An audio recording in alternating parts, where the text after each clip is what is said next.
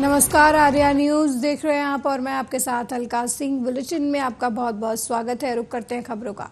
प्रधानमंत्री नरेंद्र मोदी दिल्ली के भारत मंडपम पहुंचे। वहां देश में आकांक्षी ब्लॉकों के लिए संकल्प सप्ताह नाम का एक अद्वितीय सप्ताह भर चलने वाला कार्यक्रम का शुभारंभ इस दौरान पीएम मोदी ने किया। वहीं इस दौरान पीएम ने लोगों से बातचीत भी की। आप भी सुनिए पीएम मोदी ने लोगों से क्या बातें की।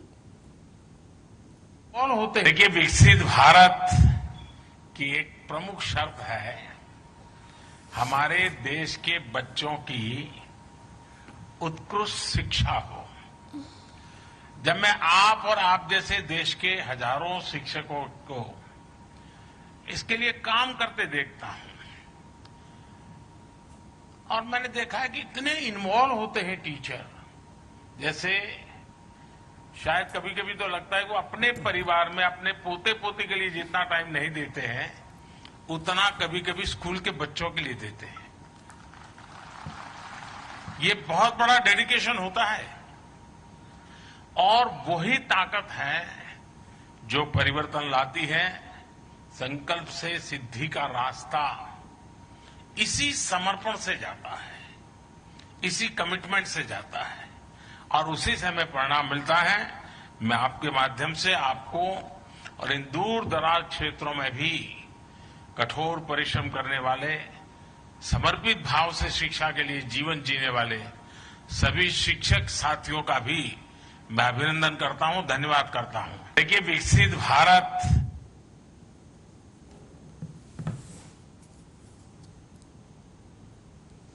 वहीं पंजाब के अमृतसर में किसान मजदूर संघर्ष समिति द्वारा न्यूनतम समर्थन मूल्य कानून और लंबे समय से लंबित कई उपायों को लागू करने के लिए केंद्र सरकार के खिलाफ किसानों का रेल रोको विरोध प्रदर्शन जारी है। प्रदर्शन का तीसरा दिन है। किसान अपनी मांगों को लेकर अड़े हुए हैं।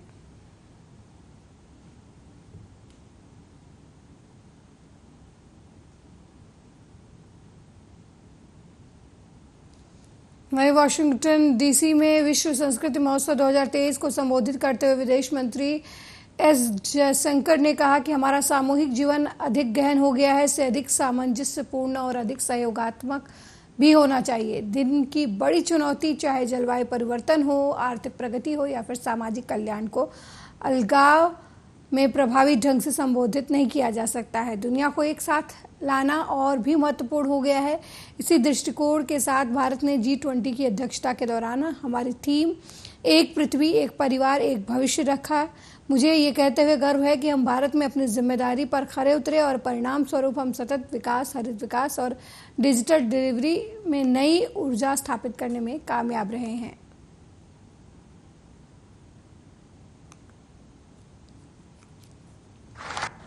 But because our collective living has become more intense, it must also be more harmonious and more collaborative. The big challenges of the day, be they climate change, economic progress, or societal well-being, cannot be effectively addressed in isolation. Bringing the world together has become even more important. It is with this approach that India took up the responsibility of the G20 presidency. And our theme, One Earth, One Family and One Future, is represented so well today before us culturally. I am proud to say that we in India lived up to our responsibility, and as a result, we have managed to instill new energy in sustainable development, in green growth, and in digital delivery.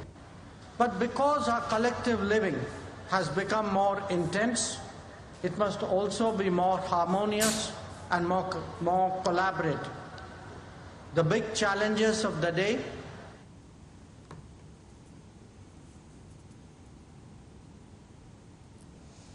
Bank में पैसा जमा करने आए petrol pump के salesman की bike की डिग्गी से टप्पेबाजों ने 2.25 लाख रुपए पार कर दिए। दिन दहाड़े हुई घटना से क्षेत्र में हड़कंप मच गया। टप्पेबाजी की ये पूरी घटना सीसीटीवी कैमरे में कैद हो गई है। मामला महाराजगंज कस्बे के रायबरेली मार्ग पर स्थित भारतीय स्टेट बैंक के सामने का है।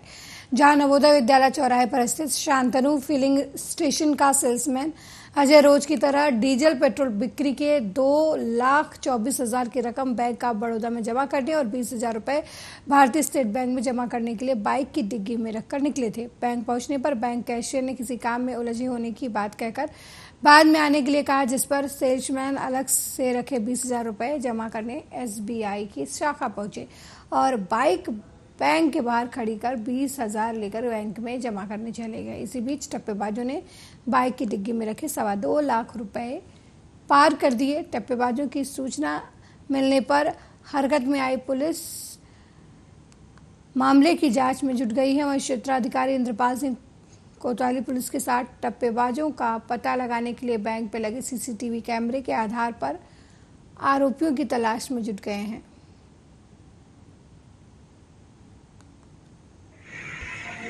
पेट्रोल पंप कर्मी दोपहर को बैंक में रुपए जमा करने गया था, जो कि मोटरसाइकिल की बिना लाख की डिग्गी में रुपए रखकर बैंक के अंदर गया था तथा बाहर वापस आने पर डिग्गी में रुपए नहीं मिले। किसी अज्ञात व्यक्ति द्वारा चोरी कर लेने की सूचना पर मैं स्वयं व SHO महाराजगंज पुलिस टीम के द्वारा पेट्रोल पंप कर्मी से सभी बिंदुओं पर गहनतापूर्वक पूछताछ एवं CCTV फुटेज चेक करते हुए आवश्यक कार्रवाई की जा रही है।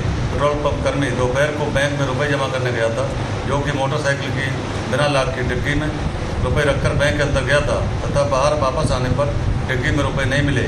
किसी अज्ञात व्यक्ति द्वारा चोरी कर लेने की सूचना पर मैं स्वयं व SHO महाराजगंज पुलिस टीम के द्वारा पेट्रोल पंप कर्मी से सभी बिंदुओं पर गहनतापूर्वक पूछताछ एवं CCTV फुटेज चेक करते हुए आवश्यक कार्रवाई की जा रही है। मेरे साथ ये हुआ कि मेरा एक अजय सेल्समैन है मेरा, उसको हमने जो है 2,24,000 रुपये दिए और 20,000 रुपये अलग दिया था कि आप जो है 2,24,000 आप शांतनु फिलिंग स्टेशन के खाते में जमा कर देना और 20,000 जो हमारे मालिक हैं प्रीतम लाल जी के खाते में जमा कर देना। उसके बाद जब वो बैंक गया तो जो है लंच हुआ था। कौन सी बैंक में? बैंक ऑफ बड़ौदा में लंच हुआ था। उसके बाद जब लंच हुआ तो हमको फ़ोन किया कि जो है भैया लंच है, तो हमने कहा कि जो है आप ऐसा करो टंकी में चले जाओ, अपनी सैलरी ले लेना और जो है वैसे बैंक में जमा करना और चले आना, रिसीविंग हमें दे देना। तो 20,000 रुपये जो है स्टेट बैंक में जमा करने लग गया और 2,24,000 से डिग्गी में छोड़ दिया और 2,24,000 रुपये जो है जब वहाँ से वो जमा करके आया 2,24,000 से डिग्गी में नहीं था, वो खो चुका था। किस बैंक में 20,000 जमा करने गया? State bank SBI। वहीं मेडिकल स्टोर द्वारा ग्राहक को एक्सपायर इंजेक्शन बेचने के मामले में 10वें दिन औषधि निरीक्षक की नींद टूटी। मेडिकल स्टोर की जांच करने पहुंचे और दोषी पाए जाने पर ड्रग इंस्पेक्टर ने मेडिकल स्टोर बंद करने का निर्देश दिया। मामला उचाहर थाना क्षेत्र के अरखा का है, जहां पर मोहम्मद रिजवान नाम का व्यक्ति अपनी पत्नी को लेकर डॉक्टर के पास गए थे। डॉक्टर ने मल्टीविटामिन का इंजेक्शन लिखकर पति रिजवान से मंगवाया। रिजवान पत्नी के लिए इंजेक्शन लेने अरखा बाजार स्थित पाल मेडिकल स्टोर पर गए। आरोप है कि मेडिकल स्टोर संचालक ने उन्हें एक्सपायर इंजेक्शन दे दिया। इसकी जानकारी रिजवान को तब हुई जब डॉक्टर उसे इंजेक्शन एक्सपायर होने की बात बताई। पीड़ित रिजवान ने मेडिकल स्टोर संचालक से बताया तो संचालक ने अभद्रता करते हुए उसे भगा दिया। रिजवान इसकी शिकायत CHC समेत आला अधिकारियों और अधीक्षक से की। इसके बाद ड्रग इंस्पेक्टर शिवम प्रताप सिंह की कुंभकर्णीय नींद 10 दिन बाद खुली और मेडिकल की जांच कराने अरखा बाजार स्थित पॉल मेडिकल स्टोर पहुंच गए। जांच में क्रय विक्रय बिल समेत कई खामियां मिली और मेडिकल स्टोर संचालक ने एक्सपायर इंजेक्शन बेचने की बात स्वीकार की, जिसके बाद मेडिकल स्टोर को बंद करने का निर्देश ड्रग इंस्पेक्टर की तरफ से दिया गया।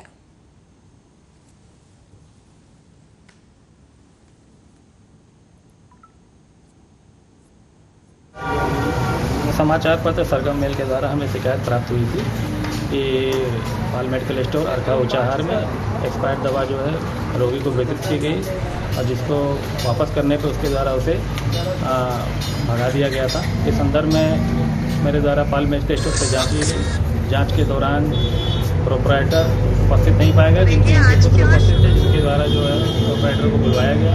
पूछताछ करने पर संबंधित शिकायत में पूछा, इन्होंने कहा कि मेरे द्वारा ऐसी कोई भी विक्रय नहीं की गई एक्सपायर दवा, कोई मल्टीविटामिन इंजेक्शन विक्रय नहीं किया गया है। तत्पश्चात मैंने जो है इनका स्टॉक चेक किया मल्टीविटामिन का इंजेक्शन का, जिसमें एक्सपायर्ड 5 वायल बरामद हुए हैं जो कि एक्सपायर्ड नहीं है। इसके पश्चात एक्सपायर्ड ड्रग रैक्स की भी जांच की गई, जिसमें वो इंजेक्शन बरामद नहीं हुआ है। तत्पश्चात शिकायतकर्ता को बुलवाया गया मौके पे। उसके द्वारा उसने ये बताया कि मैंने इनके यहाँ से ली थी और वो इंजेक्शन भी मुझे दिखाया गया, जिसके पश्चात पुनः पूछताछ करने पे इन्होंने स्वीकार किया कि हाँ ये दवा जो है मैंने ही दिया था, जिसे इन्होंने पहली बार पूछने पे इनकार कर दिया था। तो इससे कहीं ना कहीं परिलक्षित होता है। और जो दवा इन्होंने बिक्री की गई वो दवा जो है पीएससी के डॉक्टर के द्वारा लिखी गई थी, जिसको इन्होंने नियमानुसार बिल पे देना चाहिए था। तो इससे ये भी परिलक्षित होता है कि इनके द्वारा बिल भी बिना बिल के दवा एक्सपायर्ड दवा दी जा रही है, जो कि एक तरीके से ड्रग एंड कॉस्मेटिक एक्ट का घोर उल्लंघन है।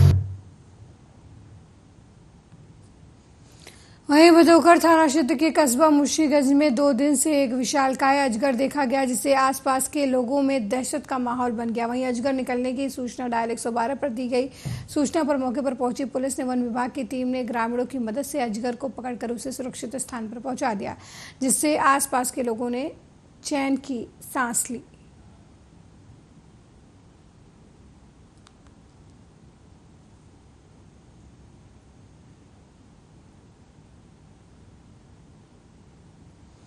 वहीं महोबा शहर कोतवाली वालों की काली पहाड़ी गांव के पास स्थित ढाबे में काम करने वाले युवक के साथ कुकर्म करने का मामला सामने आया है।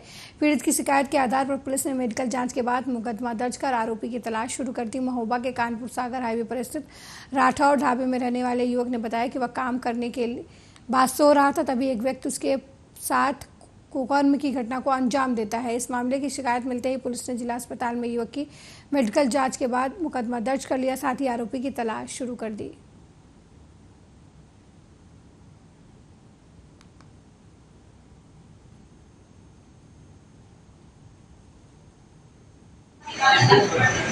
ये शहर कोतवाली महोबा में एक नाबालिग लड़का है जिसके साथ गलत काम करने की बात प्रकाश में आई। एक ढाबे पे काम करता था और उस सूचना पे उसका मेडिकल करवाया गया है और मेडिकल में जो भी आएगा उसके हिसाब से अग्रिम कार्रवाई की जाएगी। किस ढाबे का मामला है? ये राठौर ढाबा बताया जा रहा है जो काली पहाड़ी महोबा में। ये शहर कोतवाली। वहीं कन्नौज में ठठिया थाना क्षेत्र के मटकेपुरवा गांव में जमीनी विवाद को लेकर 2 पक्षों के बीच जमकर मारपीट हुई। मारपीट में एक पक्ष के 4 लोग घायल हुए। सभी घायलों को मेडिकल कॉलेज में भर्ती कराया गया। पीड़ित ने पुलिस को आरोपियों के खिलाफ तहरीर दी है।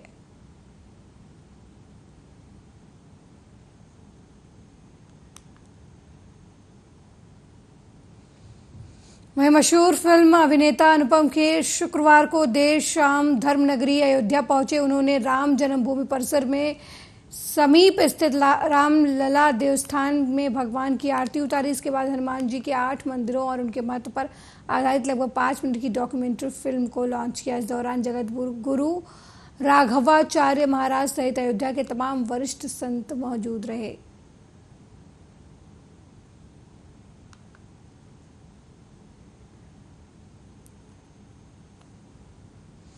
वहीं भटिंडा विजिलेंस ब्यूरो की टीम ने नगर निगम के एक कर्मचारी सोनू गोयल को एक लड़की को नौकरी दिलवाने के नाम पर 70,000 रुपए लेते हुए रंगे हाथ गिरफ्तार किया है। मामले की जानकारी देते हुए विजिलेंस इंस्पेक्टर नगिंदर सिंह ने बताया कि गुरप्रीत कौर नाम की लड़की को नगर निगम में आउटसोर्सिंग नौकरी मिली थी। राष्ट्रीय शहरी आजीविका मिशन पंजाब, स्टेट शहरी आजीविका मिशन पंजाब में सोनू गोयल नाम का व्यक्ति नौकरी करता था। गोयल गुरप्रीत कौर नाम की लड़की से 7,000 की रिश्वत ले रहा था। यह प्रोजेक्ट भारत सरकार का है लेकिन पंजाब सरकार के अधीन चलता है।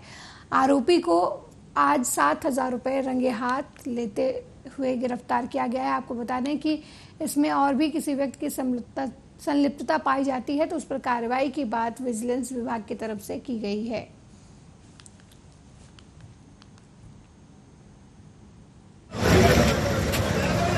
वो रंगे हत्थ गिरफ्तार किए है। बाकी होर भी जो कोई मुलाजिम ना चाहूगा तफ्तीश के दौरान तो उन्होंने इस नाल टैकल करना।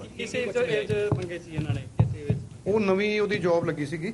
ਅੱਛਾ ਜੀ। ਤੇ 12,000 ਰੁਪਏ ਤਾਂ ਇਹਨਾਂ ਨੂੰ ਆਪਣੇ ਨਗਰ ਨਿਗਮ ਦੇ ਤਹਿਤ ਲੱਗਦੀ ਹੈ। ਠੀਕ ਹੈ। ਤੇ ਉਸ ਵਿੱਚੋਂ ਇਹ 7,000 ਰੁਪਏ ਮੰਗ ਰਹੇ ਸੀ। 3,000 ਰੁਪਏ ਨਾਲ ਲੜੇ ਸੱਤੇ ਫਿਰ जॉब लवाउण ਦਾ। पंजाब में नशे को लेकर कांग्रेस की तरफ से रोष प्रदर्शन भटिंडा में किया गया। इस रोष प्रदर्शन की अगुवाई पंजाब कांग्रेस के प्रधान अमरिंदर सिंह राजा वडिंग और पंजाब विधानसभा के विरोध पक्ष के नेता प्रताप सिंह भाजपा के द्वारा की गई। इस मौके पर नशे के मुद्दे को लेकर पंजाब की आम आदमी पार्टी सरकार को बुरी तरीके से घेरा गया। वहीं पूर्व मुख्यमंत्री कैप्टन अमरिंदर सिंह की कारगुजारी पर भी कांग्रेस लीडर ने सवाल उठाए। कैप्टन अमरिंदर सिंह पर गरजते हुए कांग्रेसियों ने कहा कि सत्ता के भूख में कैप्टन अमरिंदर सिंह ने दमदमा साहिब की और हाथ करके गुटका साहिब की झूठी कसम खाई थी।